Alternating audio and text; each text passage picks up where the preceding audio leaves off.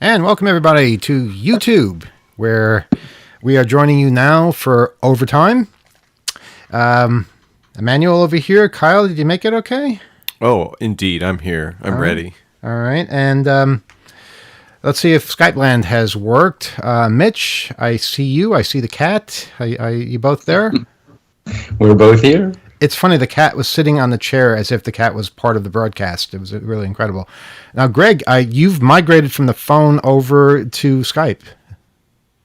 Indeed, I'm watching my ping time go down and down as the evening progresses here in Yukon, and we'll see if Skype works. So we'll see if it works out for us. The reason that was necessary, that was necessary because we want to be able to take phone calls, and if you're on the phone, obviously that's a bit of a challenge.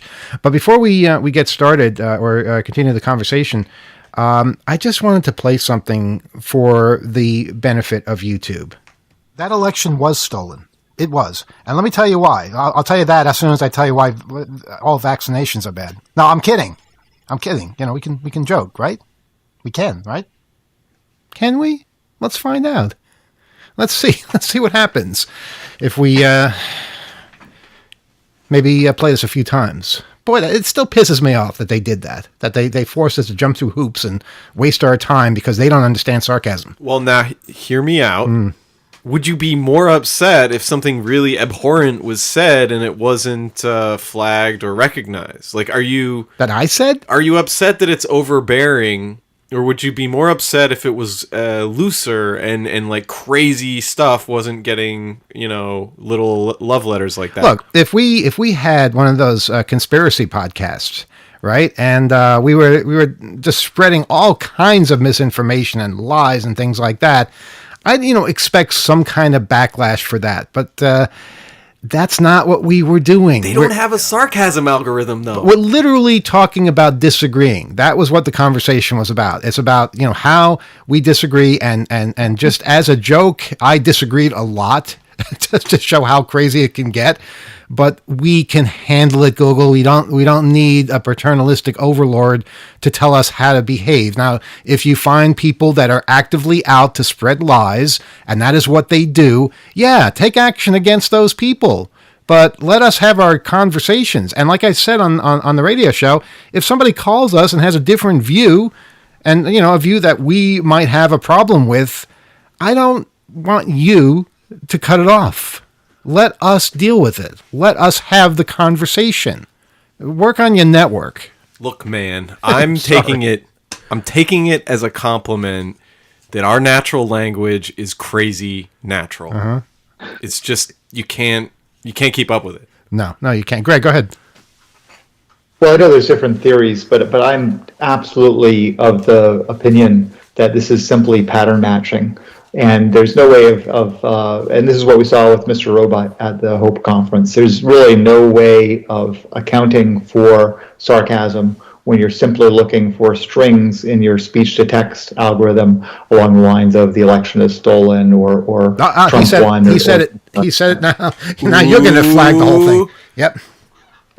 Jehovah. I heard that too. Oh my God! Yeah. So if you can't deal with sarcasm, then that's not how to monitor speech. Well, the whole nuance, the whole nuance, which protects the First Amendment and balances fair use. I mean, in the U.S., there's a huge law about this, and it's absolutely inconsistent with the idea of pattern matching. I mean, it's all about the nuance and all about the intentions behind the words. Mm-hmm.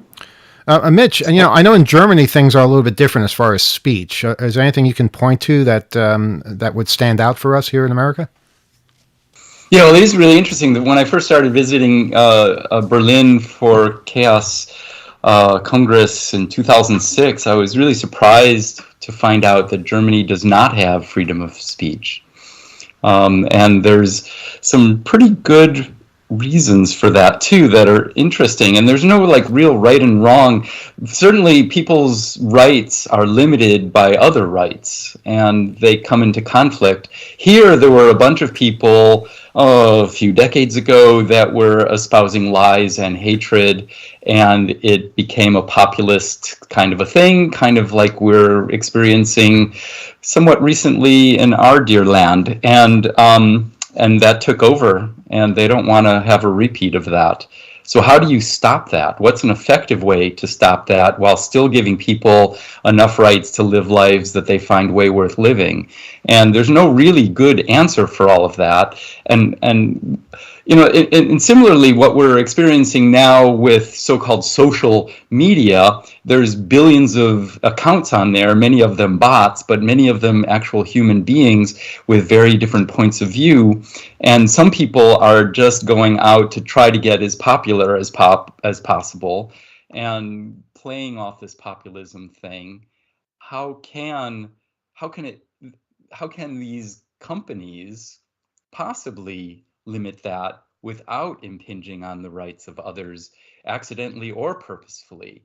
You know, and here we have someone who I love to hate, Elon Musk, claiming that he's going to take Twitter and make it a free speech haven. I hate to see what that's going to come to. And our actual friend Aesthetics wants to see Twitter go out of business as a result of all of that, and that might actually happen. Wow. Yeah, we're witnessing a lot of things here, definitely, and somehow we keep getting dragged into it. Yeah, well, as hackers, as you point out, we're always pushing the limits, and so it makes sense that we're going to be the people who sort of have to pay or deal with some consequences earlier than others. That election was stolen. It was. And let me oh, that's going to be our new theme. It really is. We're going to keep saying that over and over again. What else can I say? Vaccinations are bad. Everything is evil. The government is not your friend. Don't push us. You know, we'll say all the things you don't want us to say if you overdo it. I think Yeah, especially it's fascinating. Go ahead, Greg. That hate speech is going to be more protected than like a legitimate even intellectual debate over something like vaccination, for example. Mm-hmm. So yeah, we're I mean the thing related to what Mitch was saying is we're in an attention economy. I mean, and you could trace all this back well beyond someone like Hitler in Germany. Um, but nowadays, people get news coverage, they get TikTok coverage, they get retweeted, whatever it is, when they say something that's over the top and absurd and maybe false.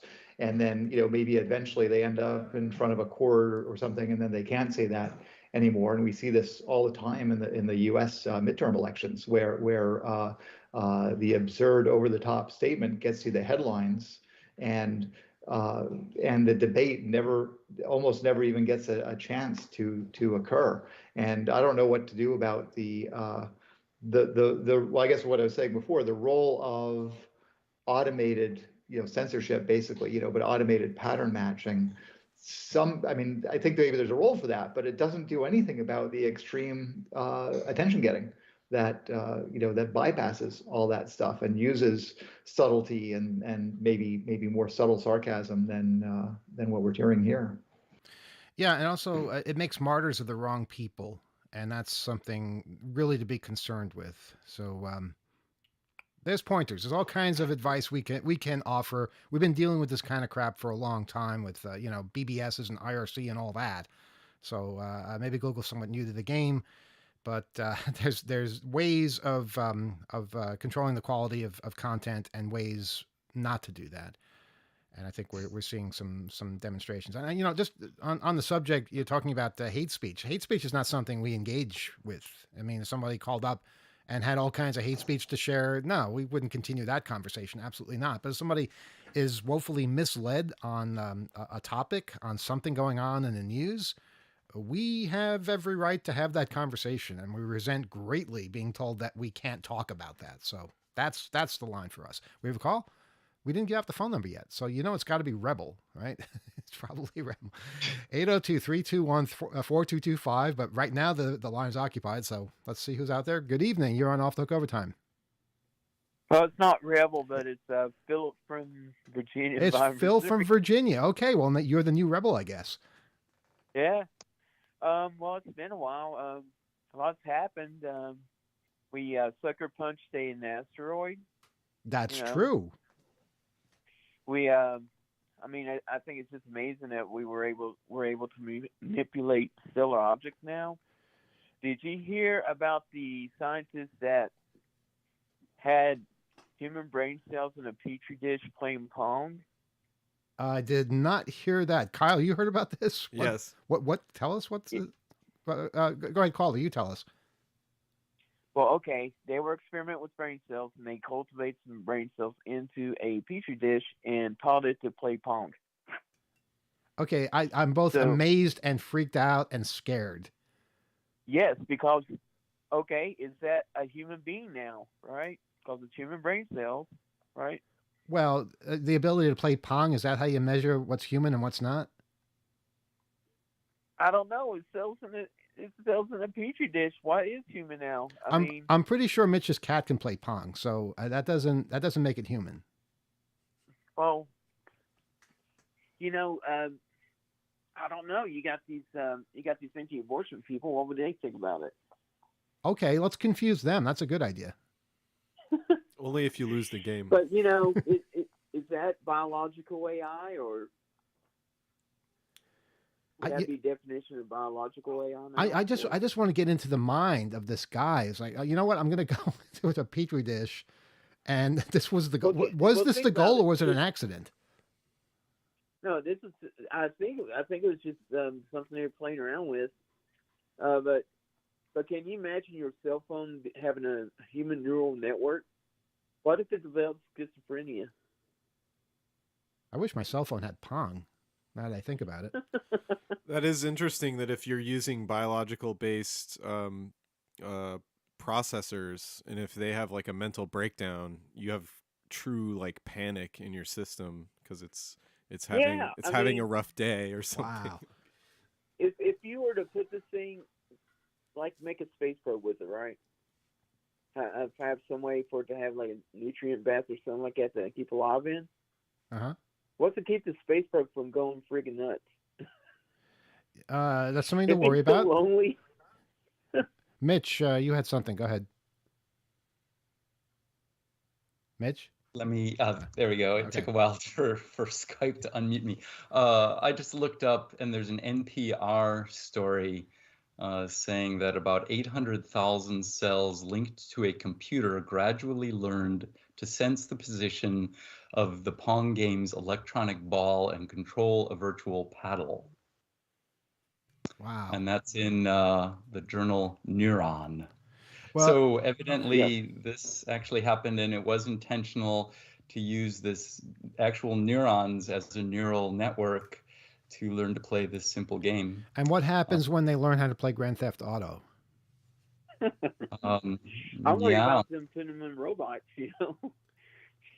Forget Terminator, it's going to be worse. Greg, go ahead. Have robots going around. Yeah, the thing that's go ahead, Greg. Maybe not too surprising about this is, and it's not, you barely even need a neural network, is this is, basically operant and appetitive conditioning. This is the type of thing that bacteria can learn, and, nematodes, which only have a few hundred neurons and things like this. So if you think of Pong in terms of going towards reward and away from punishment, or, a combination of both, I'd say it's not really too surprising. You can. This is something that is a really very, very basic game. Grand Theft Auto would be indeed a little more interesting, or even chess or checkers or something like that. Mm-hmm. Self-driving cars with human neurons. There's Christine right there, right? Well, I'll check in 20 years. I'm sure we'll be further along. Go ahead, Greg. I do have an idea, which is maybe we can put this petri dish full of neurons in charge of censorship on YouTube. Maybe that's part of the answer. To look for those strings. Yeah, maybe it's already that charge. Could be why it happened. Absolutely. Well, caller, anything else going on down there in Virginia? Let's see. Well, I'm working on the parade stuff. I got like the 501st. You ever heard of the 501st stormtroopers? I don't think so. they're a charity that like just look like stormtroopers for the Halloween thing. They might show up. They got like a guy that calls himself the West Virginia Batman, who's got like an actual Batmobile, like the '89 Batmobile. Wow. And this is all for Halloween. Yeah, I got my Johnny. Yeah. There's a Halloween parade you're organizing? Yeah. Awesome. Next year, yeah. Wow. Yeah. And I got my astronomy club. I got a room for it. The first meeting's like on November 19th. I am getting. Have you heard of Skype with Scientists? No. Okay. Well, it's where you can like use Skype to talk to scientists and they'll like do little lectures or whatever with you or do Q&As. So I'm trying to get a couple of astronomers for that. To link into your club? Yeah. Great. That's a good idea. Wow. And you've done all this since we talked to you last, organizing astronomy club and parades. Well, yeah, I'm waiting on to hear from the animal shelter, and I got to call the Humane Society here to see about getting a tax code to give to PetSmart to see if they will sponsor the pet parade thing. Didn't this all start with you getting them to cut a branch? Yeah. Amazing. This is inspirational. I just showed up at the town meeting one night, Uh-huh. and just did my thing, and it turns out our town is so broke that they're trying to use rent off an old bar to try to pay for a fire truck. So I'm just going to like slide in. Well, why can't we just do a tax? Make more sense, but it's Virginia. Well, it sounds like they're listening to you, which is awesome. Yeah. I got the permits. I got to fill out the permits because I don't know how well this is going to go, and I still got a year off for it. Like I'm planning for June to be the pet parade thing, and Halloween around Halloween for the Halloween, like a week before Halloween. Even with so much as email Elvira, because I want her to like judge the Elvira lookalike contest. Okay.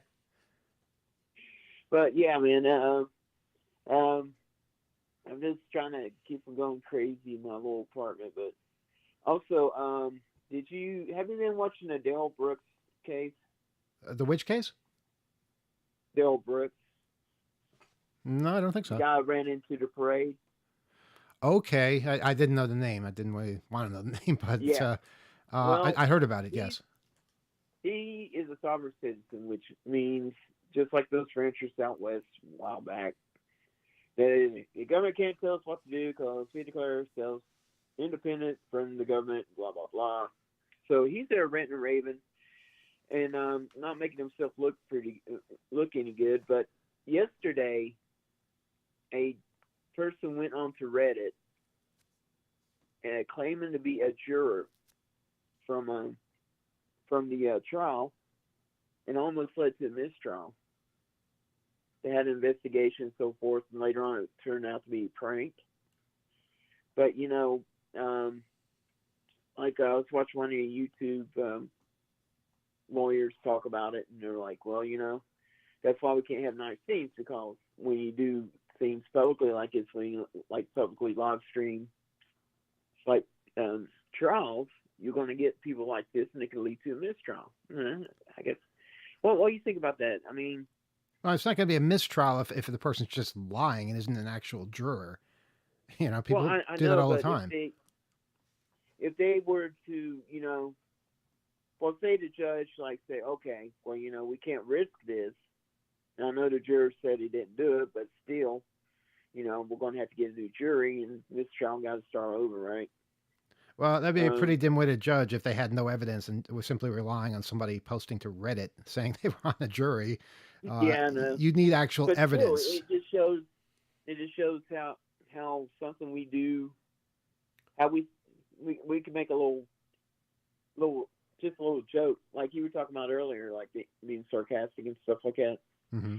We can make a little joke, and all of a sudden they can be blown up out of proportion into something that wasn't meant to be.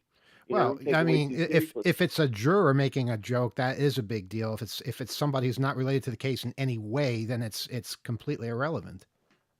Yeah, I don't know if the person could be charged with anything. Who did it? Well, it depends. If they're just lying on Reddit, I don't think that's a crime. If it is a juror, in Yeah. fact, messing up the whole case, then there's probably some kind of penalty for that. Yeah. But from what you told me, I didn't- I assume it's not a juror. So I didn't get to talk to you about the Alex Jones thing. So what's your take on that? about what now? Alex Jones and the almost $1 billion got paid out. The InfoWars settlement. Oh, Alex Jones. Oh boy. Yeah. Well, here's my thought on that. It's a hefty penalty, but he's a pretty hefty idiot, and he caused so much pain, so much anguish, tortured people who were already victims, and I don't expect him to cough up $1 billion, but I also don't expect him to ever get rich or to benefit in any way from any of this. He should basically be living out his days now, paying off those people that he basically tortured for no reason. I mean, why would someone do something like that? It's so disgusting, Money. And we talk about sending messages to people for the crimes they commit. Well, where's the message here? That you can spread a whole lot of crap that's completely false, and make people who are already suffering suffer even more. And become a celebrity, become more of a celebrity, benefits, sell T-shirts? No. If you do something like that, you're held accountable. All right, and we have to treat each other better than this. Yeah. I felt very strongly about this, like people trading in what the hacking community is all about, and then all of a sudden representing it, profiting and misrepresenting it, and making it out to be something for their aims instead of something that is widely kind of self-directed and understood as other people understand it. That's just greed and simple theft. This is beyond that. This is hurting innocent people and making money. I mean, that was the big thing, is he was trading in it. So you can't get more. This is like Stephen Miller evil. You can't get more evil than this. You really can't. Yeah. So, I applaud the verdict. I applaud the penalty, and I just hope that something happens where, he feels the pain. Yeah. I mean, it's. I'm hoping to see the victims actually take over the InfoWars studio. I hope to see the InfoWars studio be turned into something completely different. Yeah. Where it doesn't pollute any airwaves or anything anymore. I mean, this guy, he was mocking the people even after this was announced, saying they're not going to get a penny. They think they're going to get any money. He doesn't get it. He needs to get it. There is no question about that. Greg, you had something to say about this? The specific thing, Alex had been deplatformed already and deplatformed again, and we can just hope that he keeps getting deplatformed more and more, so that he has no way of getting his wacky message out. And there's some justice in that, in addition to restitution, but also being unable to continue. And unfortunately, he didn't express a lot of regret, and it sounds like he's going to be trying to keep on. And I thought there's a broader topic there. I just saw a New York Times newsletter about the different platforms, in the context of Musk buying Twitter, but also saying that all these replacement platforms like Parlay, they had something like 40,000 users per day versus Facebook, which still has something like 1.5 billion users per day. So even these alternate platforms are having a lot of difficulty thriving and surviving, which to me is probably okay. I mean, I like the idea of having small micro platforms. We know all about that in the hacker community, and there's something to be said for that. On the other hand, if the platform exists just like Alex Jones, just to abuse, just to profit from the pain of others, then basically fuck them. Yeah, because we're on YouTube and we can say that. You can say that. Go ahead, Mitch, and then Kyle. Yeah. Well, I don't know if how many people are aware of this. There's a movie that came out about 1980, Richard Linklater's first movie called Slacker. And it's an interesting film. If you've never seen it, I recommend checking it out. There's not much of a plot. It starts off at dawn and then goes from character to character to character and then back at dawn. And the movie starts and ends with this total wacko in a van with a huge speaker on the top with a PA, and he's saying all sorts of crap that in 1980 he was, and this is actually a real character who existed in Austin, Texas, where the movie was made, and Art Linklater, the filmmaker, lived. And he was kind of like laughed at, and he seemed harmless enough. He was spouting all sorts of conspiracy weirdness, and that was Alex Jones. Oh, wow. And that was his platform back then, was a microphone with an amplifier and a speaker on a van. And he just drove it around all day in Austin, Texas. And back then, that was harmless. People could laugh at him, and he was kind of fun in a weird way. And he thrived on that kind of attention. Fast forward a few decades to so-called social media, and that same message repeated finds that people have likes. And this same guy finds that he can magnify those kind of messages and get more and more extreme and more absurd, really, and get more and more attention. And this is, part of the problem with these so-called social network platforms. As Greg said, there's billions of people there, and there's going to be a lot of different people using it for all sorts of different motivations. I don't think there's any way to actually stop it being used just to get attention for attention's sake and people profiting from that. There's lots of attempts, and I'm glad people are trying, but good luck with that. Yeah, you can copy it. It's imitatable. It lives on because there are recordings of it. And the sites, the larger ones that that we found propagated this so well because that's how they were designed and are run. And then as far as we can presume, we don't have a lot of insight, although there's been a lot of asking and a lot of questions around that. But basically, these smaller sites like Parler and other ones, like as Greg was referencing, are themselves isolated. They don't interoperate as well. As some of them, I don't know if they're based on Discord or any of the federated stuff. There's a lot of cloning of systems and so forth. But when you have a much larger system that casts that out over a broad pool of people who are essentially all connected on this one service, that is distinct from smaller services that are kind of isolated because they can maybe share links and so forth depending on the type of service, but they are basically fragmented but still there.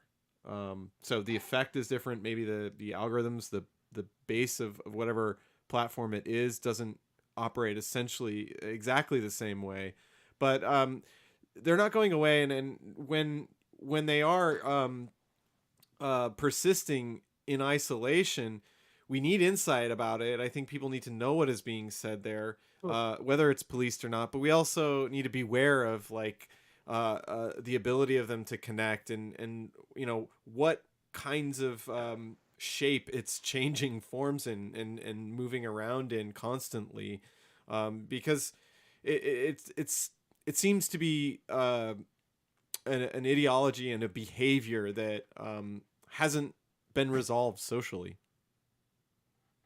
Yeah. The sad thing is that it works. It makes people money, and that's how you get the Charlie Cooks and the Prager University and Fox News and Ben Shapiro. You get all those guys, and it's because it works. It makes them money. And the thing is, it makes them money, makes them famous, but for some reason that's not enough. They have to keep going for the jugular. They have to make people really hurt and be just complete jerks. And we have to react. We have to react when people do this. Yeah, it's like the Republican Party now has this hit list of what they want to do to everybody. Mm-hmm. Like now they're trying to block the student loan thing. Which I don't understand. Why would you want to block a debtor from like not collecting on their debt? It doesn't make any sense. I mean, it's no. Yeah. Their claim. The states that have like filed the injunction to halt it or stay it. Their claim is that it's going to take tax money away from the states. But the Republicans are anti-tax, right? So. Yeah, I guess you can trip them up on their own logic there. I just wonder how somebody in a state where your state is fighting to make sure that you don't get loan forgiveness, how does that make you feel? You know, where you do everything in your power to make sure those people don't get reelected. I sure hope so. I know the people who support these guys are all in on it. They're all for it, and you try to talk to them out, and they get mad, and just like hang up on you, or whatever. Yeah, that's true. But it's like I think it's just reality hitting them, and they don't want to face the fact. It's like, wait a minute, what? Wait a minute, I could have an electric car now, but I would rather keep paying $5 a gallon for gas, and it's what? It's No, nuts. I'd rather pay for gas. Hey, listen, we're going to open up the phones to some more people. It's great hearing from you, though. Sorry. No, don't apologize. Yeah, you've done some amazing things down there, and I hope to hear more. Well, I hope I pull it off. I mean, it's a lot of hard work, and But it feels good, doesn't it? It feels good when you actually get a response. I got real happy. I got real happy about the Batman thing because I was like, man, it's going to be pretty cool. It's only the beginning. He apparently charges by how far he has to drive or whatever, so hopefully he can figure that out. But I also emailed a charity group that's like Ghostbusters aid. Plays Ghostbusters, and they go around doing stuff. Yeah, you'll find all kinds of characters, I'm sure. Yeah. Well, it's good talking to you guys again. Likewise. Good, and I'll catch you later. All right, take care. Later on. Wow. 802-321-4225 is our telephone number. Yeah, great hearing from our callers. We haven't talked to in so long. It's been a while. Go ahead, Greg. Can I make a pitch? Related pitch for a podcast. So yes. You mentioned on the BAI show the power of the airwaves and how wonderful it is to have the radio station. And we know that mass media is still out there, TV and radio. There's a fantastic podcast called The Flamethrowers. It's a CBC podcast, and it includes the story that we just heard about Alex Jones.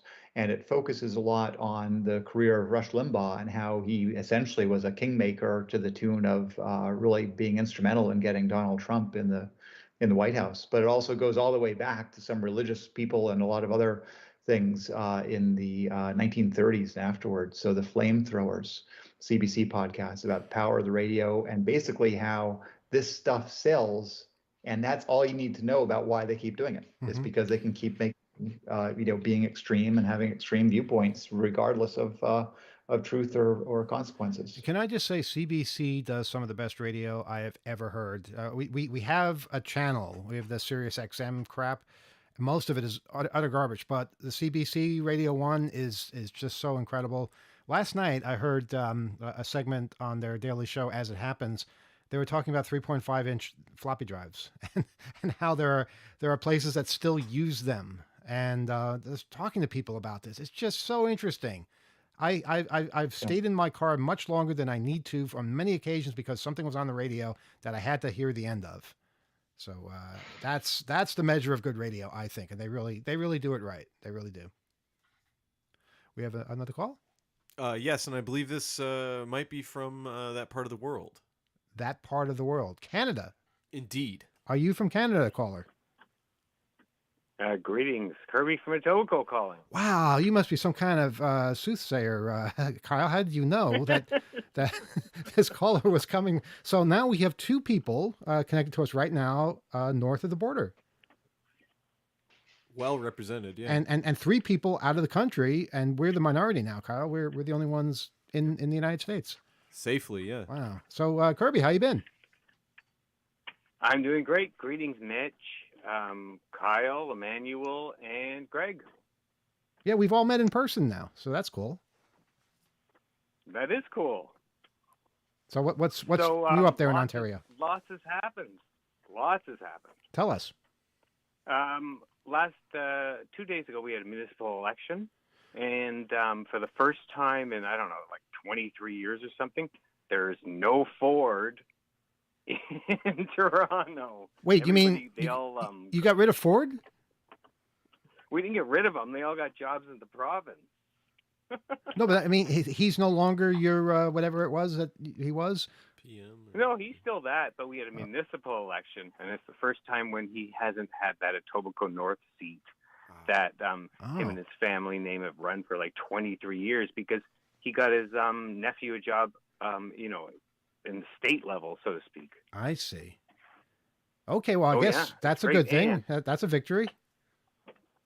it is a victory, and get this, okay, so Etobicoke Central, we were the only place in Toronto that defeated the incumbent by 2,000 votes. We got rid of that bum, and we got somebody new. And 2,000 votes. So everybody that voted really thinks that they made a difference. Yeah. And I hope people in this It was country amazing. realize that too. They realize how much their vote matters. And if you're listening to the sound of my voice, make sure you vote this year because boy, it's important. If you've been watching anything That's on why television, I mentioned it. That is yes. that is Listen to why I Kirby mentioned here. it. The thing was, everybody was so not interested that it was up to the people that were interested, and that isn't like when you poll somebody, you're supposed to be polling like what people are going to vote because those people are going to vote. Mm-hmm. You know what I mean? It's not like that's the opinion of the people if they decide to vote. Correct. Yeah. Kind of thing. So I think that really, when it comes down to it, I think that's the bottom line these days is getting participation. It's not so much what the percentages are. It's how can you get people out to vote? And it also has to be relatively painless to vote in the first place, whether you're voting absentee, whether you're voting early, whether you're voting locally or by mail. It has to be something. Every state is different. Every province is different. You have to explain it. You have to make sure people are aware. And you got to follow up and remind people, remind people to get out there and exercise their civic duty, because if you don't, someone else will do it for you and you probably won't like the results. But like this is literally in my part of Toronto, 1,000 households, changed the tide. That's incredible. And it's pretty cool. Yeah. Wow. This just happened when? Yesterday? 2 days ago was the election, and it was quite a surprise. Like, I mean, we hoped for the best, but we didn't expect the outcome to be. It was close, but the whole night, like, we kind of had a lead, so it was a fun night. Boy, I want to be able to say that pizzeria. in 2 weeks. I want to be able to say that. Boy, we were hopeful for the outcome, but we didn't expect it to be this good. I want to say that at least once. Well, you know what? People just have to care. Yeah, take an Really, interest. all it comes down to. Mm-hmm. Totally. Well, I know people care. It's just I think people are convinced that they don't matter, and that really has to be changed. You have people out there telling you, that don't even bother. It's not going to make a difference, or in some cases, even being threatening to them, saying stay away from the polls, or making up rules that don't pertain to them. It's it's something they have to get past. Greg, you had something. Well, people who don't vote are absolutely a major problem. There's also reasons, though, why people don't vote. It's often not that convenient. It's on a work day. There's issues. We know all about gerrymandering. We know all about voter suppression and polling places not being open and long lines and all this sort of thing. So unfortunately, there are real barriers to voting, but apathy doesn't need to be a barrier. Like, if you care, if you have an opinion, then why not make the effort to go out and have your voice heard, because it can make a difference. And it's guaranteed to be easier than you think it is. If you think there are barriers, just go to your state election website and look up your particular situation. If you're away at school, if you're bedridden, if you want to vote early, where your local polling place is, all sorts of things like that. Go ahead, Mitch, then Greg. Yeah, and even for us refugees and immigrants living in other countries, we can vote by mail, and we can also vote by going to consulates. And Oh, I do really? it by See, mail I didn't here. know this. How do you vote? I do it by mail. Okay. So they mail you in Germany? I have a friend. I kept my address with a friend in the U.S., so my voting goes there. Okay. Now that I'm a resident of Germany, I probably should just stop doing that, and then I can vote at the consulate. Interesting. I didn't know you could do that. Wow. Greg, go ahead. Yeah, actually, interesting. For me, it's a somewhat of a different experience. So Mitch is, I think, California residency, right? And for me, it's Alaska. So as an Alaska, so here's the thing: once you are a U.S. citizen, whether you're born there or become naturalized or something else, you must pay taxes. You must file with the IRS every year on all income worldwide, legal or illegal. And because there once was a complaint about taxation without representation, as I recall from some history books, you do get to vote, even if you're not in the US. Now, you don't necessarily get to vote for like school board and local level elections. I think that depends probably on the local board and whatnot. But I have been able to vote in the presidential elections for the Senate and the House seats. I even get to vote for judges back where my residency was. And if at some point I move back to the U.S. and take up residency somewhere else, then that would be where I vote. But the implementation of voting does vary state by state, as we know. I mean, that was like a really big deal in the 2020 election, and probably will be a big deal again in 2 weeks, how different states do different voting. In my case, Mitch, I have to file paperwork every year to say that I'm an absentee this year. That, in other words, that I'm going to be either out of the country on election day or one of the election days, or that I'm just permanently out of the country. But every year I have to renew this, and then they email me a ballot package. And if I wanted to, I could get it by postal mail. But they email me a ballot package, and then I return it by either fax or postal mail, and it has to be postmarked in time. And by the way, Alaska's doing not instant runoff voting. They don't call it that. They call it ranked choice voting. Don't ask me what the difference is between the two. But they're doing a variation on winner take all as of last year. Yeah, Sarah Palin doesn't like that. I It voted. confuses her. Now, Kyle, you have, I think, the best system because the state of Washington finds you wherever you are and mails you like 6 times Don't a exaggerate, please. year. But you're always voting. There's Stop it. always some kind of an No, election. Stop. Oh my gosh. It's true. No, it works the way it should. It does. I'm curious if what technology there is too. Are there apps in various states to help people find polling places, or to register or sign up, or at least get reminders about deadlines? Because some of these processes, you have to arrange it in advance, or you have to maintain correspondence, make sure you're updated.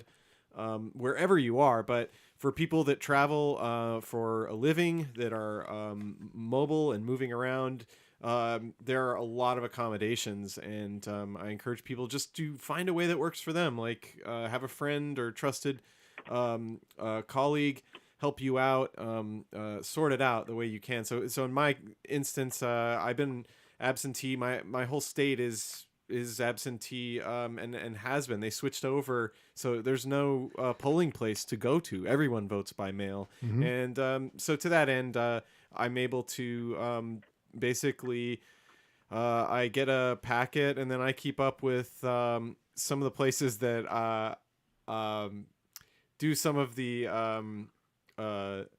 reviews of the candidates, so to speak. You can say who you look at because it's really awesome. I think people should read it. Well, I'm a big supporter of The Stranger in Seattle, and they do the SECB, the election even control if you board. don't live there, it's worth reading just for the commentary. Well, it's hilarious. But beyond that, King County elections and other counties in Washington, they distribute a pamphlet. So essentially, you'll get a pamphlet from the county, and there are statements from each candidate.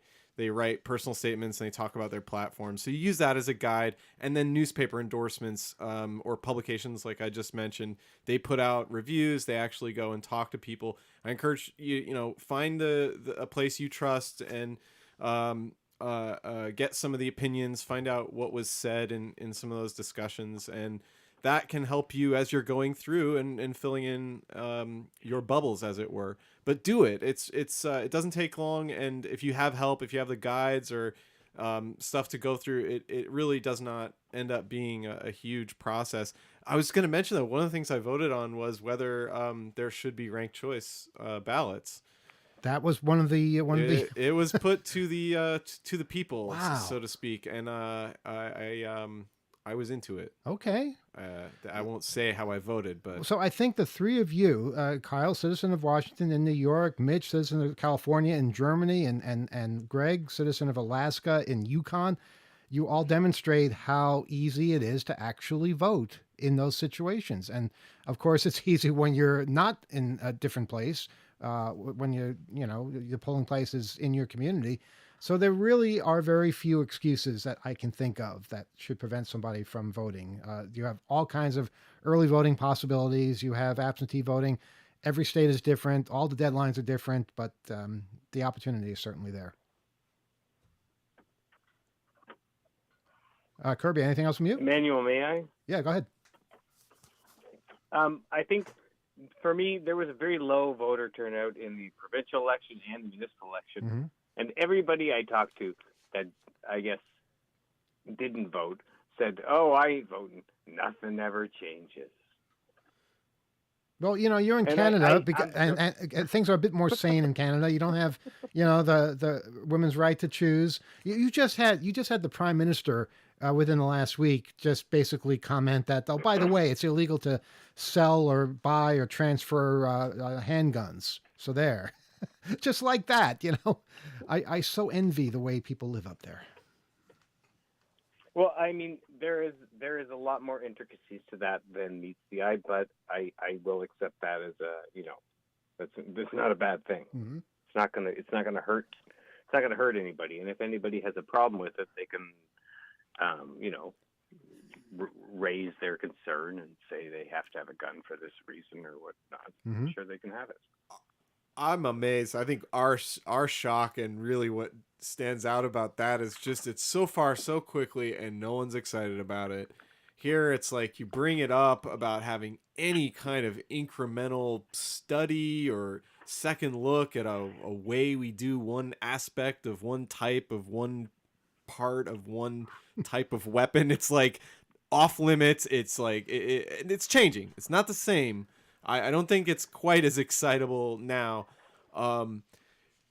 because as polarized as people want to make the issue, it's an issue that spans political party. It's not as black and white, and really with all of the kinds of repeated attacks and tumult in American society, it's past time to work on it as hard as it is for us. But it's astonishing to see a place like Canada just move so quickly. Well, there are people who are upset about it, but mostly they're in sparsely populated states, kind of like similar in the United States, except in our particular case, when people are upset in sparsely populated states, somehow they become the dominant voices. Somehow they're the ones that we have to follow. And you wind up with situations, where, Texas, not exactly a sparsely populated state, but this is the craziness of it. Mass shootings galore. And their response is to make it so you don't even have to have a license to have a gun now. That's the reality that we're living in. So yeah, when Canada does something, it's always a breath of fresh air. I contend it's the excited folks that make that sound and seem more like a more of a reaction than it really is to most people in this country. They're just very loud and passionate about it. Go ahead, Kirby. Well, I was just going to say that, up here, people find other weapons to assault each other with. So, of course, there's always going to be another weapon. It's not going to stop violence. Yeah, there's going to be violence, absolutely, but you don't have to make it so damn easy, Or your political opponents. I'm sorry, go ahead, Kirby, what? Oh, it's just that it's so damn easy. So it not only can you kill somebody or shoot somebody or maim somebody, anybody that just kind of finds it can. It's one of the things that is just such a game changer in the hands of almost anybody. Well, the mass right? shooting It's that power happened, beyond. the mass shooting at a school in St. Louis, which was a couple of days ago. Yeah. That particular case, the person who did this was suspected of having mental issues. There was a gun in the house. They called the cops to get the gun out of the house. The gun was taken out of the house, given to somebody who was a relative, and the guy went and got the gun from the relative. These things don't work.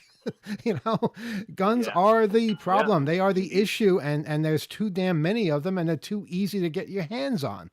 And in this particular case, I don't even know if a law was broken. I don't think there was. This is how the system is designed to operate, and it's just... It's so ridiculously stupid, and we don't seem to ever learn. So, congrats on learning up there. Canadian fun fact. Yeah. I went to school with the federal minister that declared the guns are banned. Okay, that's something. Yeah, no, I went to grade school with the guy, and now he's the federal minister of public safety. So I went to school with Kevin James. Well, not at the same time. Really? Yeah. Well, he lived in my neighborhood. Yeah, I didn't know that until a long time afterwards. But yeah, I mean, why would I know it then? Because he wasn't famous then.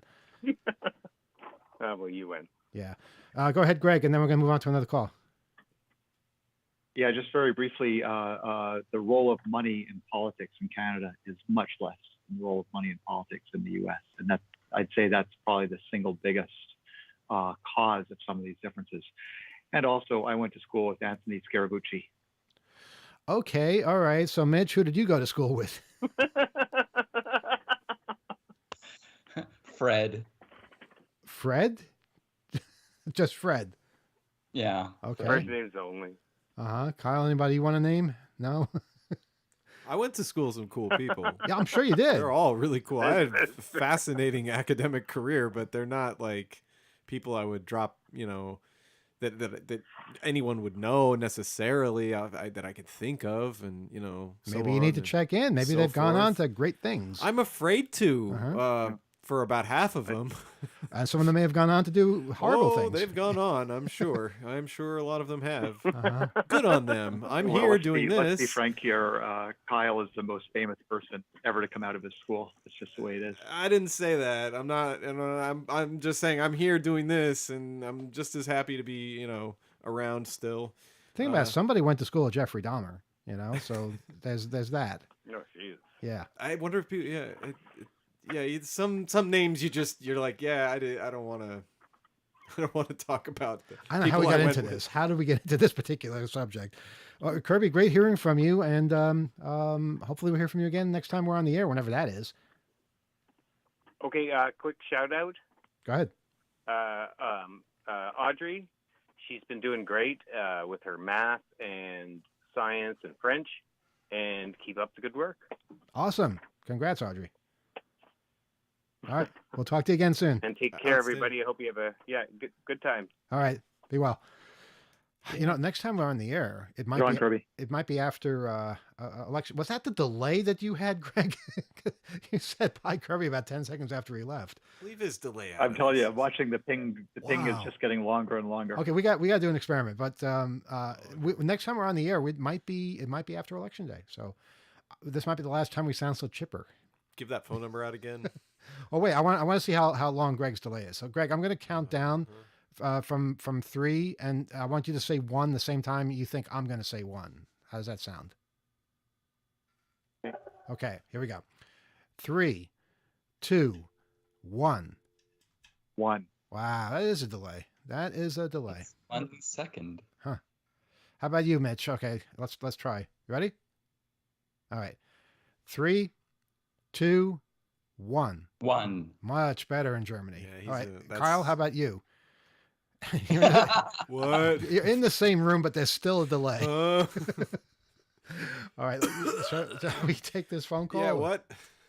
Are you smoking? No, there's no smoking in the studio. No, I'm engineering. Been over this. No, I tried to pick up this call, and I think I got it this time. There was another call. This is the second time they've tried. But they'll pick up 2 calls at once. Actually, this may not be them. Who's this them? might be them. Try this. I'm going to try this. All right. Good evening. You're on Off the Hook Overtime.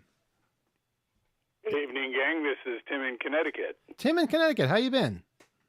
Not too bad, not too bad. Hey, I was just to get in on the voting thing. I think Australia has the right idea with mandatory voting. Oh, yeah. They say that they consistently get between 90 and 95% of people of a turnout because they issue fines if you don't vote. You know, who would argue against that? You know, what's your reason for arguing against that? Because you can always vote for none of the above. You can always say that. You can voice that opinion if that's what you believe. But just not participating at all, not having any voice, who would be in favor of that? Yeah, I mean, I really don't see a problem with it. I mean, it's part of you pay taxes. You know, you want some representation. Mm-hmm. Yeah, absolutely. Mitch, did you have something to say on this? Yeah, just that there's several countries. I hang out with Belgians, like I said on earlier on the radio show. It's mandatory there too, and I have friends in Brazil. It's mandatory there, and even if you're out of the country, like I have friends from Brazil here, they go to the consulate. Wow, interesting. Didn't know that. Yeah, and you pay a fine in these places as well. It's a small fine, but still, it encourages people to vote, and many people they just turn in a blank ballot if they're totally not into it, but most people actually vote. It's kind of like the census in a way, isn't it? Yeah, although Might the census, be, yeah, census has. Because I'm sure there's some people that don't want the government to necessarily know where they are. Yeah, but I mean, as long as something can get to you somehow, you have to pay your taxes. You have to be on a jury occasionally, or at least show up. So they need a way of getting, it doesn't have to be your actual home address, but as long as they can get to you and they know that you're a different person than someone else, then that should be sufficient. Yeah. Well, that was my input for the evening. I'll get off the line and let you take another call. Okay, well, good hearing from you. Have a good one, guys. Take care. Wow, mandatory voting. Kind of like that idea. And, for something like that, you have to make it easy for people to vote. So, it seems like a win-win. And you have to have the systems in place. Yeah. You're not going to fool around with, we got this type or it's not working this way. There's an expectation. You're requiring people to show up. You got to have stuff work. We can't even get past the Tuesday election day thing, which is all based on farmers, with their crops and, it's fall. So it takes them this long to leave on a weekend to get to the polling place.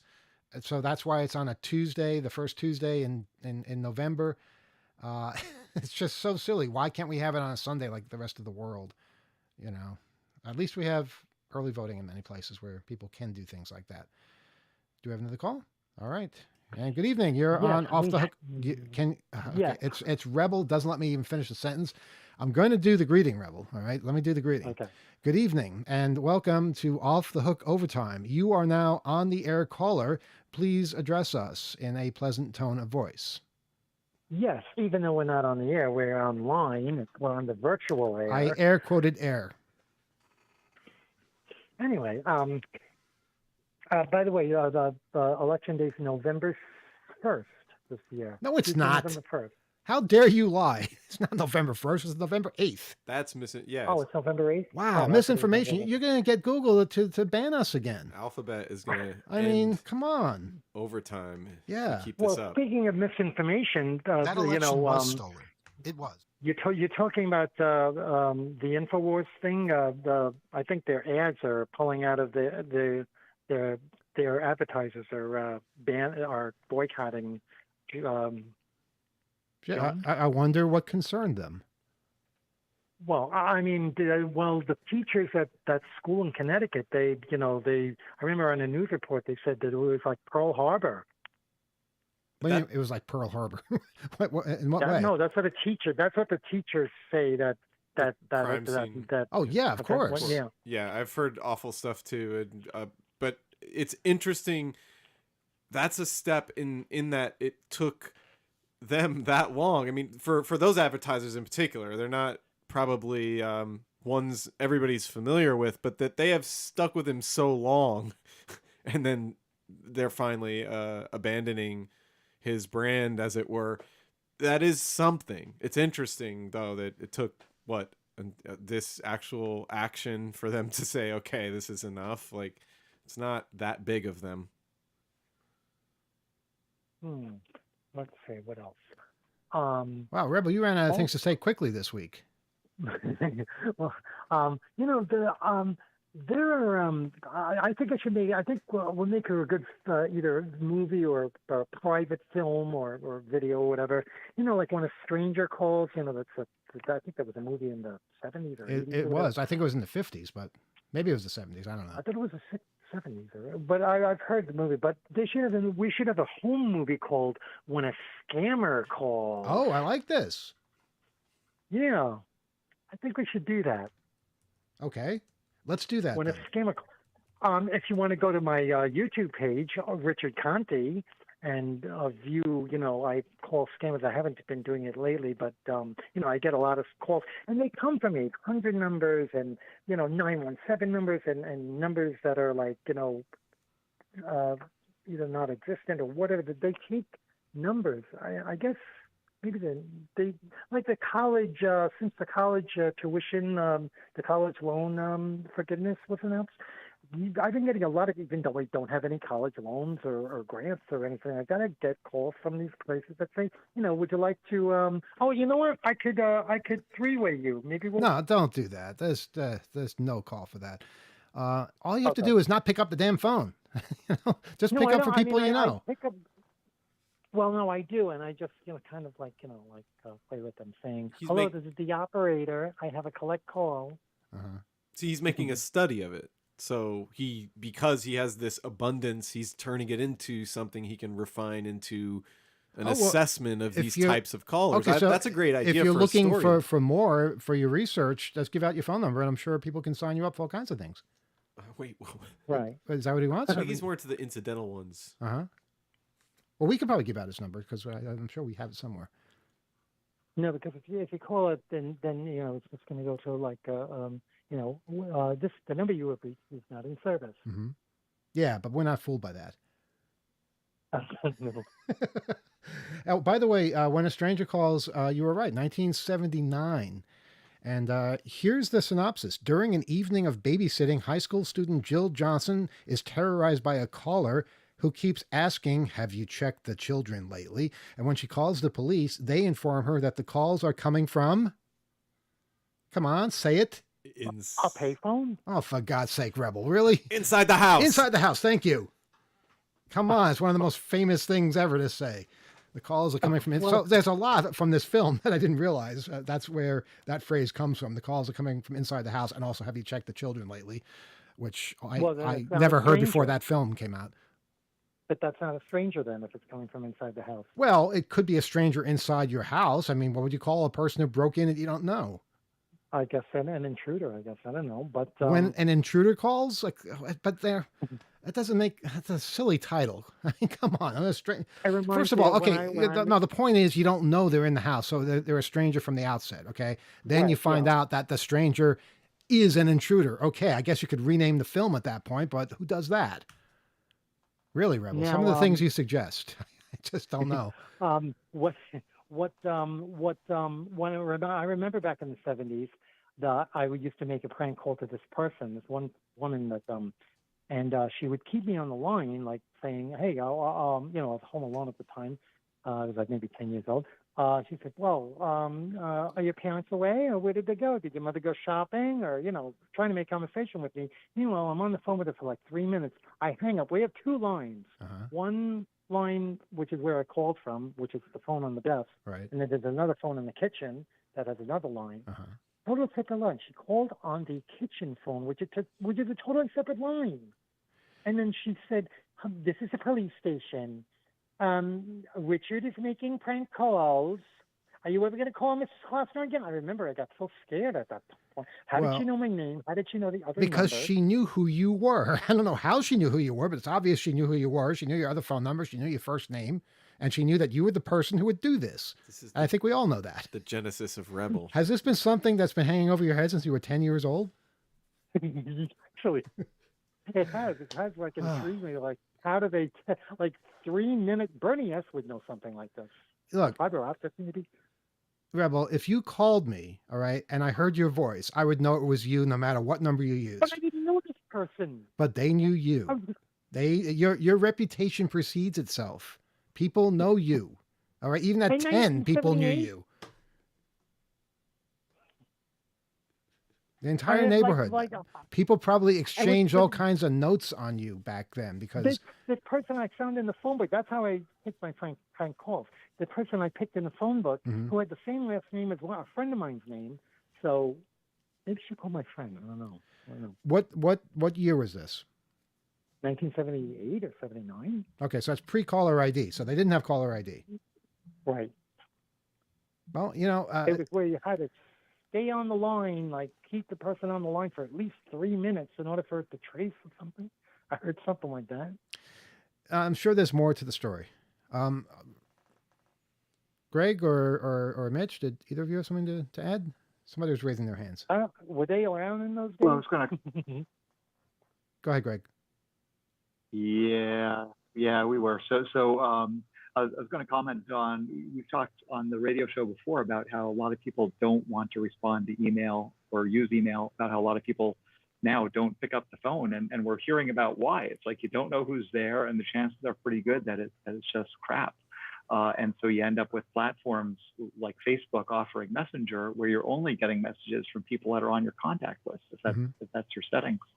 And it's easy to understand, that as someone that's considering that if I were younger and someone was saying, okay, we have all these ways to communicate, we have email and cell phone, and I'm like, well, that's just a bunch of crap that's coming my way that I don't want to even pick up the phone.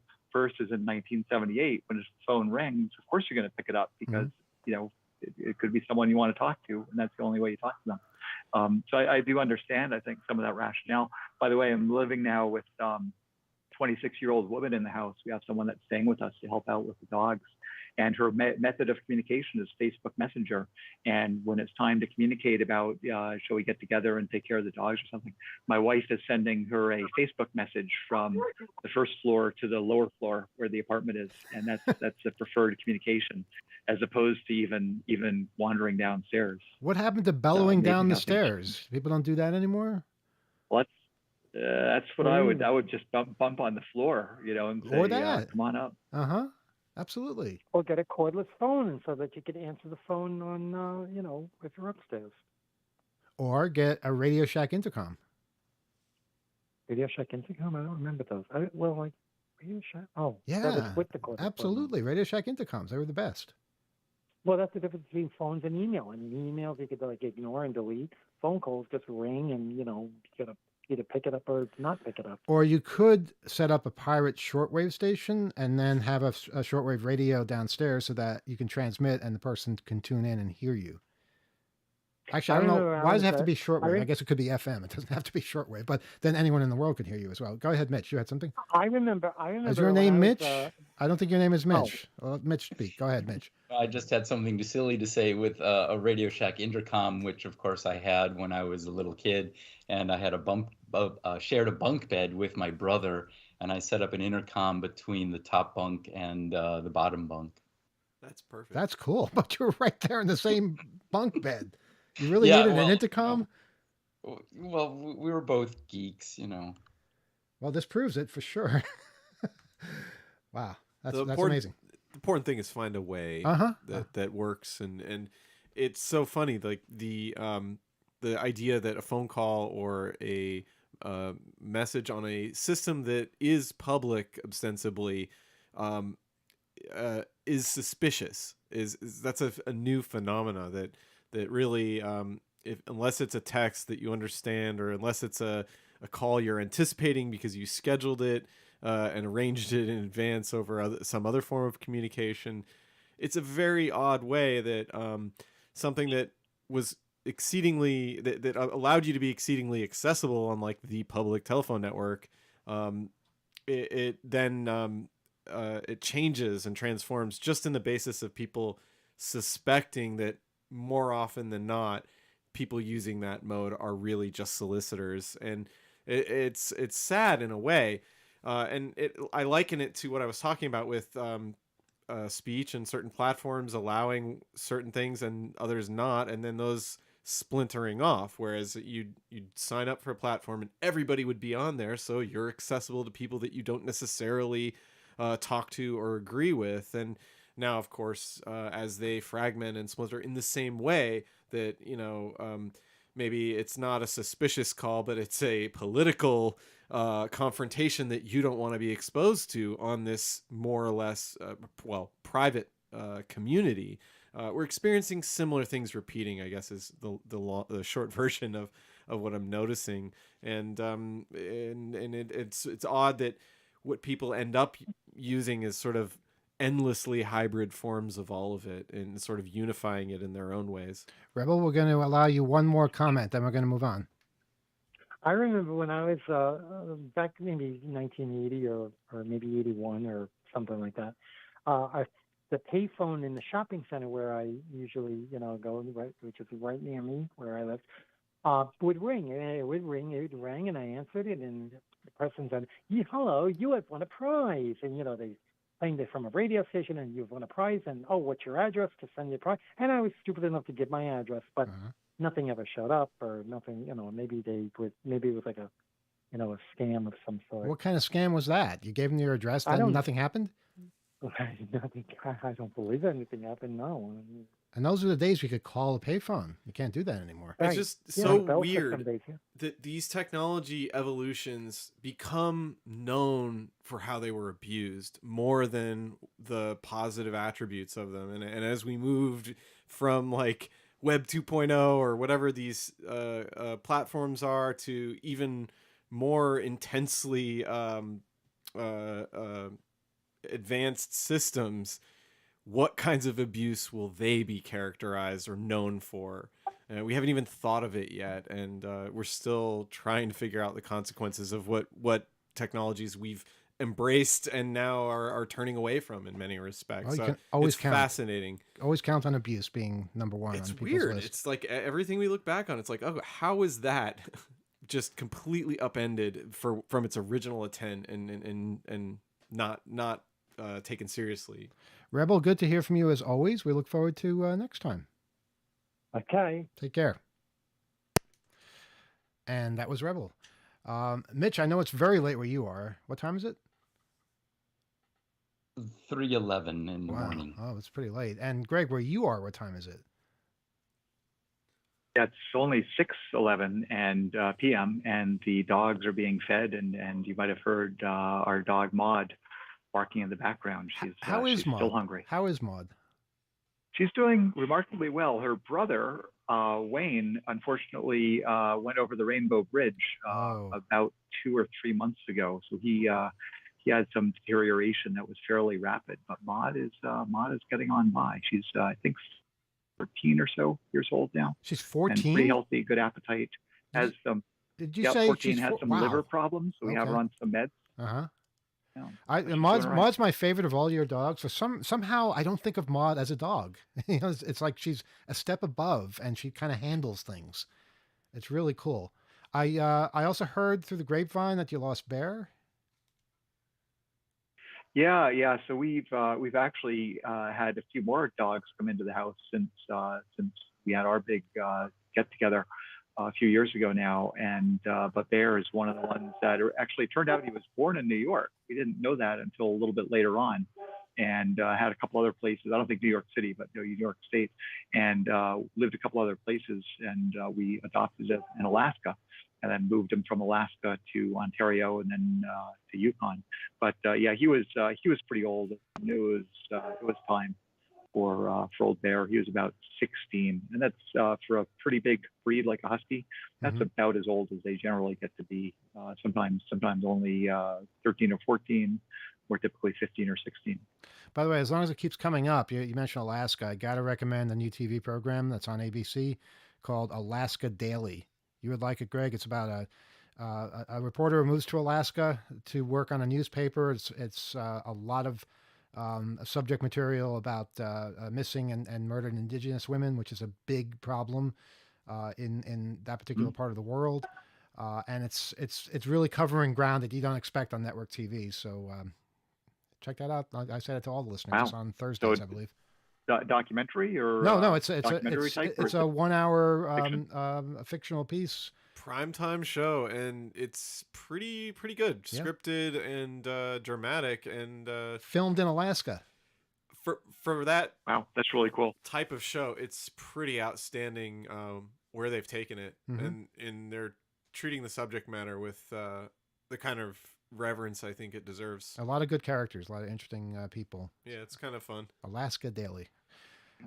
Okay, so let's one more call. Yeah, I'm ready. 802-321-4225. We will wait for one more call. If we don't get one more call, of course, we will simply go our merry way without a call. Extra points for calls that talk about ways to use technology to help get the vote out. Yeah, sure. Yeah, do you have a favorite voting app you're using? Do you spread the word on different ideas for getting people signed and registered? Thanks, Teacher Kyle, for making homework. Did you have an experience voting? Please rate your voting experience. I thought we were going to get away without an assignment. This was the voting show. Yeah, it certainly was. 802-321-4225 is our phone number. And of course, if you've already called, it doesn't count if you call back. So I feel I have to say that. And of course, you can write to us at Off the Hook, oth@2600.com. We'd love to hear from you. We do get letters from people, and sometimes we read them on the air. Go ahead, Greg. Voting is an area where there's such an opportunity for technical solutions, for teleconferencing-based solutions, and for anti-fraud measures to be put in place. And we've seen that some of the solutions are out there, and it's just amazing. And they're applied, but unevenly, because it's just amazing how little will there seems to be by the politicians and bureaucrats that make the rules to put some of these solutions in place. And I wish so. It ends up being. That's what's interesting about it is voting security, voting access, voting equity. All these types of things are solutions ready, and yet the will is not there. The technology is there, but the will is not there, which is kind of the opposite. A lot of times we're waiting for the technology, but in this case, there's so many great choices. Absolutely. And document, if something is going on at a polling place, it looks funny, take a picture. You have all this technology at your fingertips. Make sure you bring your phone, and maybe look up ways to report stuff that you might think is definitely intimidation. And we want to make sure people are safe and out there participating in the process. So if you're not using mail or some other technology and stuff, document what you see and share. Maybe we can make this stuff better. Mm-hmm. Yeah, be careful though. I mean, we don't want confrontations. Well, If somebody is being intimidating towards voters, you definitely want to note that. As simple a thing as a picture, whatever. I'm just saying that there's existing technologies that we shouldn't forget about that could really help in these situations. Absolutely. We did not get a call? Not yet. Okay, well, give it one more minute, and then after that 1 minute, we're going to say goodnight. Mitch, go ahead. So we were talking about different kind of platforms for people to communicate. This has been going on for a long time. There's always been people who communicate preferably on one rather than another, people who will only use IRC if they're geeky, people who will not use IRC because they hate it, and they'll only use email or whatever. And now there's how many, hundreds of different platforms, and some of them more obscure than others. There are people who only communicate on Facebook, and I have some of them, so I check my Facebook once a day. And I was super busy today, so I was actually checking that before I got on with all of you on Skype for Off the Hook Radio. And I happened to have Facebook still open on my computer here, and it dinged just as Greg was talking. And we were talking about scams earlier. Uh-huh. Ariane, this is from someone who I don't know and I'm not friends with, in quotes. Ariane, my girlfriend, says she needs $300 and is in the middle of nowhere, 20 hours from her hotel, and was robbed, and it's scary. She has no recollection poor Ariane. of what happened. Mitch, how can we help? Send $300 and we will repay you. Okay, do they take credit cards? because I want to send cash through the mail. That's stupid. I don't want to be scammed. Yeah, don't be stupid. No. So Yeah, so I'll use give your my credit card card. number if you give me a phone number to help Ariane. That sucks. Boy, Yeah, she should be more careful.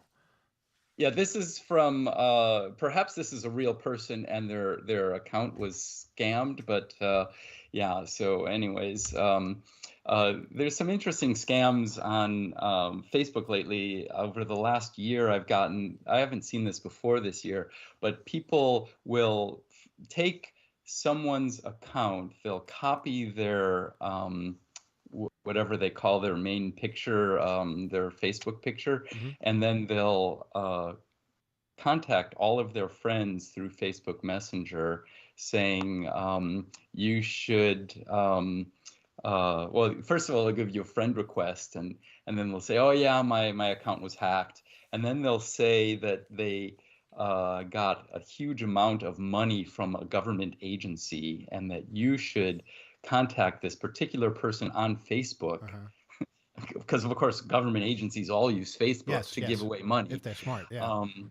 Yeah, so that's happened to me several times. Hang on a second. All right, so wait. So I take the face of somebody that's on Facebook now, then I say that's me, and I lost my account. And if the person is continuing to say stuff, they're lying and they're scam artists. But then I introduce this government agency that has all this money. So what do I do at that point? So like you, Emmanuel, have a Facebook account, say, and you've been on for years and years, and you have your Facebook profile photo, right? And so I come along and I go, well, Emmanuel has a lot of Facebook friends, so I'll take his account. I'll create a new one with your name, and then add and do Facebook friend requests. I thought I was the scammer here. Now suddenly you're the scammer. Okay, no, fine. I'm the scammer. You take the scam. I want to taste though. You're a good guy and I'm a bad guy. So I created an account that looks exactly like yours, except there's no content because it's new. And I get all of your friends to believe that your account was hacked and they should make me a friend, and I am impersonating you. And now I say, yeah, what's new with you? Oh, but for me, what's new with me is I got $100,000 from the government agency of blah, blah, blah. And you should too. If you checked into it, you should check it out. Anyways, this is just a common scam going on now. And then when they check into it, what happens? They just get their info? Well, I've followed. When someone tries to scam me, I try to scam them back. Right. So I go on there and I'm like, well, tell me about this. And so they give me the link to their Facebook friend who is this government agent who's going to give me $100,000 if I'm eligible. And then I report it to Facebook, and then about an hour later, they're all gone. You spoil all the fun, Mitch. Party pooper. I know, I'm really no fun because I am a bad guy, We have a call. Our last call is here. Good evening. Welcome to Off the Hook Overtime. Greetings, everybody. How you doing? Where are you calling from? I'm phoning from London. It's Zap. Zap, how you doing? Hey, not bad. It's pretty late over there, too. Yeah, it's about coming up to 2:25 in the morning. So what's new over in the UK? Well, I know what's new. You have yet another prime minister. My God, going through them like baseball cards. Yeah, we didn't vote. That's the reason why I'm phoning. Basically, we've had about 3 prime ministers in the last 2.5 months or something. So yeah, not even voting, and we're getting new people. Yeah, that's taken care of for you by the party. That must be comforting. And you got a king. Yeah. You got a new king. Yeah, it's been rough. We haven't talked to you. I love how you guys went from the oldest or the longest reigning monarch to the shortest reigning prime minister within a month. That was incredible. Yeah, very short time. But I think Canada has the same monarchy, so they've got it as well. That's true. Greg, you're under the king's realm, I believe. We are, yeah. In fact, in my workplace, we have something called the Queen's printer, which is who does the printing, and that's been renamed the King's printer. So things have to change. But I wanted to comment about this parliamentary system because we heard from the earlier caller from Canada about how some of the Fords didn't manage to place in the Ontario or the Toronto elections.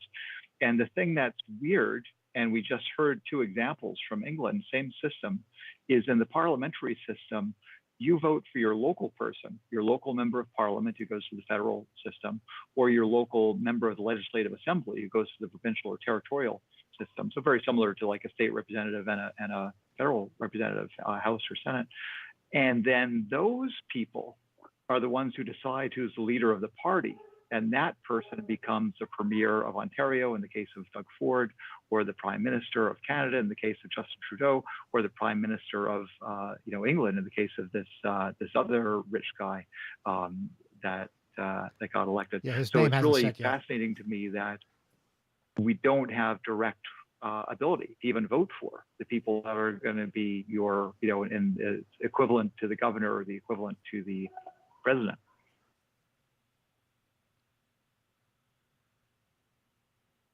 We're letting Zap reply. It's sinking in. Yeah, hi. Okay, just making sure. You heard I was that, right? listening. Okay, good. Yeah. Yeah, it's similar here in Germany. Is it similar in Just Germany? about. Wow, okay. Cool. Anything else happening over there in London? Yeah, how are you holding up? Not really. I'm sort of holding up best I can considering my circumstances. But the main reason I'm phoning is I saw you sent out a message on Twitter asking for everyone to try and subscribe via Amazon. Well, okay, there was something sent out by 2600 encouraging people who have Kindles to subscribe to the magazine because it's super cheap. It's a monthly thing. It's under $1, and it helps the magazine because what we've been faced with in recent months and pretty much throughout the years is just skyrocketing printing costs, and especially after the pandemic or through the pandemic, they just keep going up relentlessly. And there's really no escape from that. It's not something that you can just waste something else to counteract it and solve the problem. So we think that a strong digital reaction, whether it's through our PDFs, which is still trying to get a subscription model going with the PDFs, or with Kindle editions, that would help offset the massive printing costs. Because keep in mind, we just had a conference. We had about half number of people that we wanted to have at the conference because of COVID. We kept that down. So it's, we have some lean times ahead, it looks like, at this point, unless we figure out some alternatives. We want to be able to keep doing all the things that we love doing. But these things affect us. They affect everybody, but especially, a printed magazine, those are few and far between. A printed magazine with no advertisements, people will tell you it's impossible. And I don't want to agree with them. I don't want to start saying, yeah, they were right. I think we can get through this, but it just means we have to ask for support. And we never want to just ask for support without giving something back. So I just feel, as many ways as you can figure out to support 2600, that'll keep us going. I totally agree. I think it's worth every cent or every penny. Unfortunately, you're going to have to wait 28 days to get my money because I'm in a trial period. Is there any other way that I can get you more money by buying some PDFs of the website, for example? Well, we're going to be, we're looking into this. It's just, it's been difficult finding the right solution for PDF subscriptions where you can actually get the PDF version delivered to you automatically. We hope to find that and have that solved. We're also going back and making PDFs available of individual issues. We go back to 2019 now, I think. So we're going to try opening that up as well. So there's a few things that we're going to be doing. Yeah, I just want to add to this that we are looking intensely at specifically custom subscription management software. It is a really kind of simple thing in function, but it is a really oversaturated market. There's all of these different software as a service companies trying to get in on this need that people have, whatever they're selling, whether it's a subscription for physical goods or in our case digital items and publications and so forth. So we're really looking intensely at pretty much everything that's out there, and a big part of there's a wide range of options, as I said. A big part of it is cost and scale, and we want to make it custom so that it does what we want it to do. We want it to deliver the way we want it to do. We want it to manage our subscribers in a very, let's just say, controlled way. We care very much about who and how that's being handled. And suffice to say, we're not going to be developing something custom ourselves, but we'd like to work with someone that is able to do basically what we want without all the extra stuff and without basically robbing us, because a lot of them are set up to you just hand over all this control, and they charge you a lot just to get in onboarded, as they like to use in the language, and then they gouge you. That's not fair, but it's also impractical for us to learn how to build widgets and develop this ourselves, because we're doing a lot in the way of publishing the actual magazine. And this is a common problem with publishers making the leap from physical to digital. And we like, as E said, we like to keep printing. Yeah. So if we can straddle that in some way, we look at a lot of the different things that other publications do, and in terms of layout and engineering and stuff like that. But this subscription management thing is something we are really keenly interested in. So if anyone has suggestions on how to customize, how to do this affordably, how to scale it affordably, we would love to get insight on ways that don't feel like you're dropped off, abandoned in a wilderness, because that's a lot of where we're at now. Everything and everybody is basically telling us printing doesn't make sense, doesn't work. It's expensive to print, it's expensive to mail. The stores are going out of business. People don't go outside anymore. And there's just something so special to me about something that you hold in your hand that is printed, ink on paper. And that's how we got started. That was, the romance that lured us in. And that's not something I just, want to give up on. I think there is plenty of future there, but there's also future in other things as well that can help offset the investment we have to make to keep the print going. So hopefully we can figure this out as a community. The community has always been super supportive. So I'm just hoping that we find a way. Yeah. Getting better. The community is very supportive. It is very supportive. I've been spreading the word. I got a subscription. I don't even use Kindle. I know you can get an app, but I prefer the paper version. Mm-hmm. So I do agree that your magazine in your hand physically is great, especially if you want to swat a fly. It's a lot cheaper than hitting your tablet. Uh-huh. But yeah. Yeah, that's the thing. It's a format that doesn't use batteries. It's shareable in many ways. You can bring it with you, and we're going to continue to do as much as we can to keep it in that form and use as many of the different options there are, because this is not a unique problem necessarily, but we want to also enhance that ability to use the formats that people are also using, like tablets and so forth, to just keep up with it and keep refreshing it with stuff that's accessible. Like, that's really what it's about. Is it accessible? Is it convenient for people? And those other management features that integrate with our store and stuff, like that is that's where it's at for us. We want to make sure that is top notch and as good as it can be, retaining people and just keeping it as good as it can be. And it's lagged behind. We've not given it as much attention, but we're definitely working on that right now. And Zap, we want to thank you for your support. You've always been there for us. You've always been this voice of comfort in hard times and sanity as well. So don't think that's not noticed. Well, like you said, the last time I phoned, 2600 is like my family. Mm-hmm. We're very close at the London meets. We're branching out. We're trying to get more meetings. We'll have more meetings in the UK in 2023 with any luck. We're working on the Italian one to get Rome up and going. But that person's had a few problems. So we're not going to put any pressure on them. So, the love gets shared around, Mm-hmm. To me, it's my life. It's all been a big place in my life. I've met some very, very good friends through 2600 meets. And likewise, I just love the community, really. Yeah. It's just my life. It's so unique, so awesome. I was thinking about Rebel. Okay. It does feel like the 90s again when he phones in. And I was wondering, do you want us to send the boys round like we did last time? Maybe to sort of take care of him. Because I do believe if you go through the archives, the radio show after Beyond Hope, it was the last time we dealt with the rebel situation. Well, I got to tell you, I don't know if you've listened in years past where we were going through old voicemail recordings or voice BBS recordings from back then. There are tons of, you remember we had a voice BBS in 1996, 97.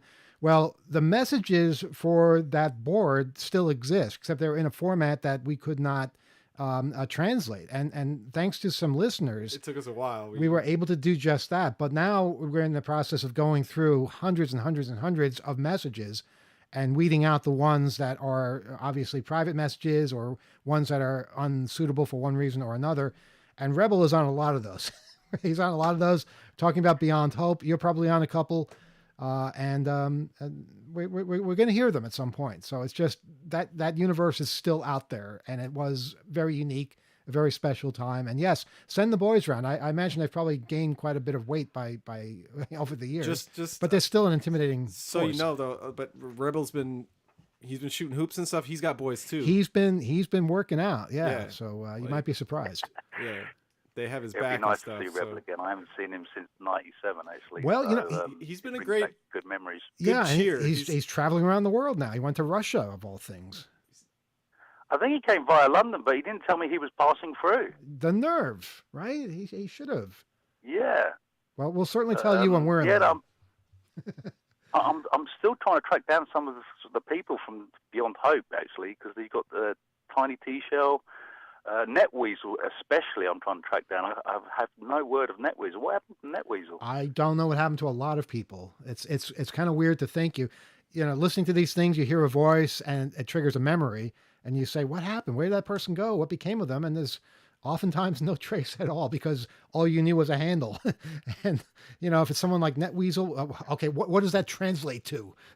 How are you going to find somebody with that name? So. Yeah. Oh, I've got his real name, but I'm not going to give it out. Okay, well, then you're ahead of me. Doxing. Yeah. All right. But yeah, no, I miss all those guys.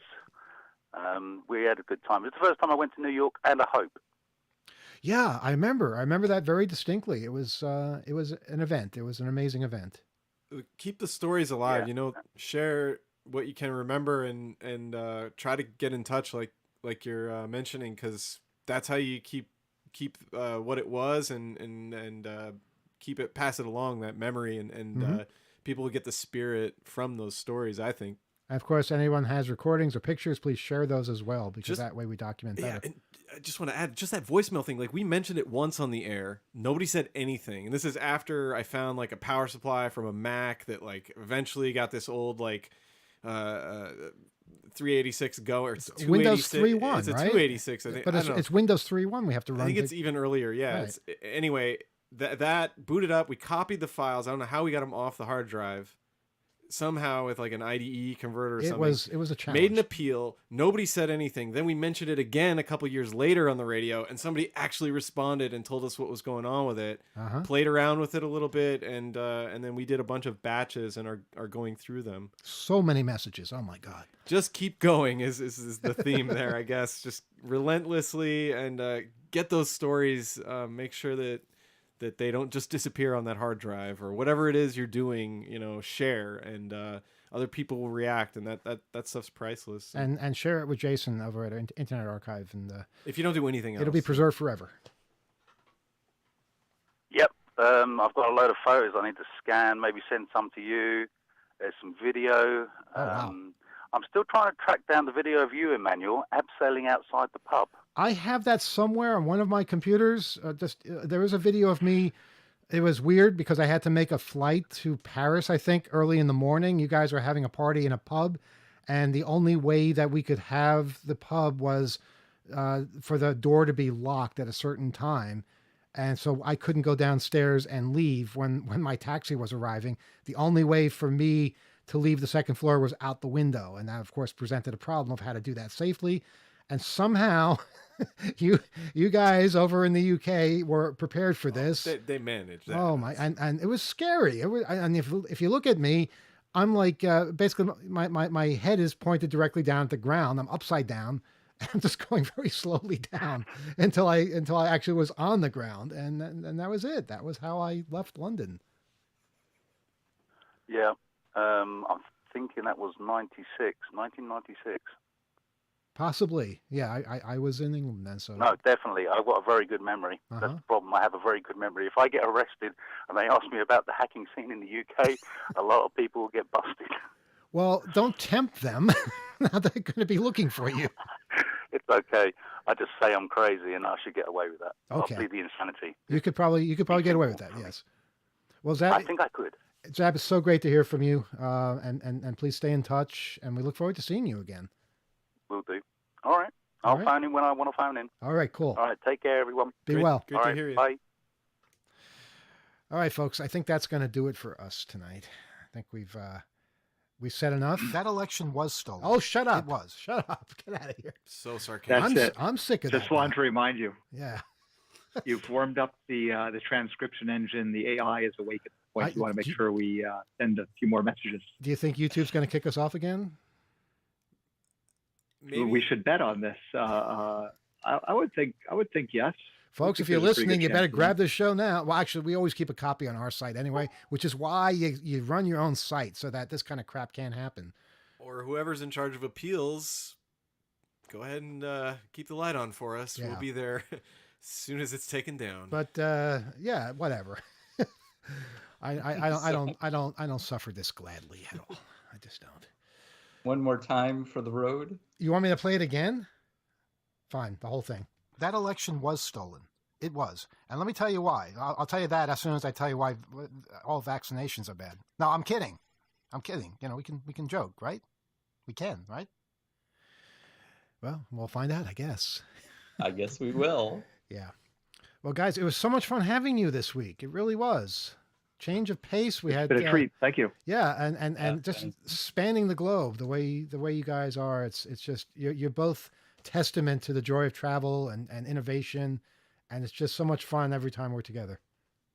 Indeed, and this is the first time we're together since July in New York. Yeah. Remember that Chinese place we found at 2 a.m. in Flushing? Oh, so much fun. So much fun. We were exhausted, and just all your help throughout, and we're just happy to share that experience and everything to come with y'all and everybody listening. But that just was it. That we made it and had a successful event. It was a Sunday too, a Sunday night at 2 a.m. We found the cool That's part, how you yeah. know you're in New York City at 2 a.m. You can find great, authentic Chinese food in Queens, and the place had hope in the name. What was it called? Hope to See You.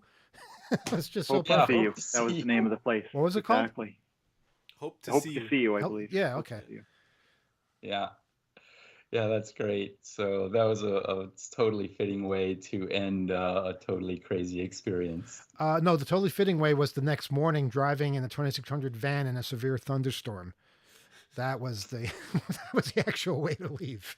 Well, me and Greg missed that particular. Actually, no, I was driving the Ryder truck, wasn't I, or the rental truck? I was behind you. Yeah, You were in the 2600 I van. was. And this is a true story. I was at an intersection in Queens. It's pouring down rain.